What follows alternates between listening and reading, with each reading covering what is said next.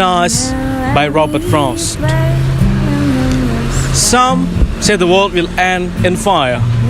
Some say nice.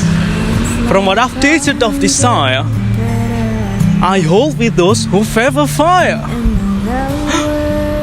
But if I had to perish twice, I think I know enough of hate to say that for distraction, ice is also great and would suffice.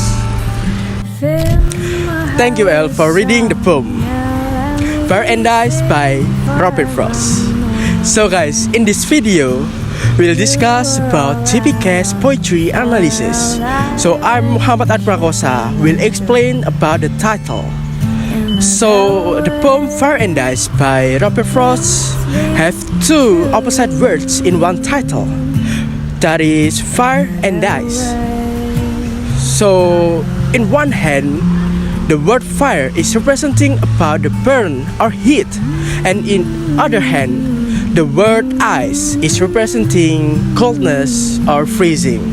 So in my opinion, the poem's gonna talk about the weather or even the disaster that happens in the earth. My name is Mohammad Hikaru, and now we're coming to the paraphrase. This poem is debating over whether the earth will end from burning or freezing. The author of this poem expresses that from what he knows and his life experience, he wants the world to end from burning. But if it were to end all over again, freezing is actually a potential way for it to happen. And once he thinks about it, freezing does not seem so much worse than burning. Hello everyone, my name is Mohammad Aurell Elshar Zidane. You can call me Elshar or El. So, when it comes to connotation, in Fire and Ice, there are several words that have connotation. For example, the word fire. The word fire here represents anger, hatred, rage, murder, hell, love or passion, and war. The next is ice. It represents sadness, loneliness, ignorance, abandonment, and death. Next is the word tasted. Here, the word tasted means to try or experience something. Next is desire. The word desire represents desperation, greed, and need.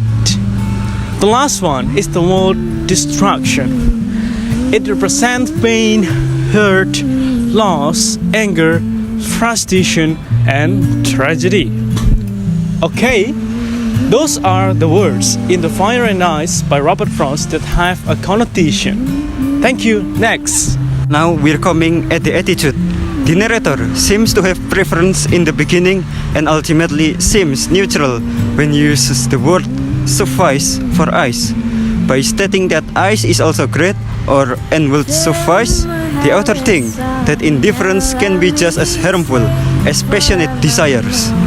There is a shift in the poem, in the line, but if he had to perish twice, the word but shows a change in author's perspective. From fire to ice, he starts to consider how destructive ice could be to end the world. So that's why we consider it as a shift in the poem. Alright, after we discuss the previous parts, we will know that the title is saying about the two ways that word could be end. And I think the word could be end with fire or ice.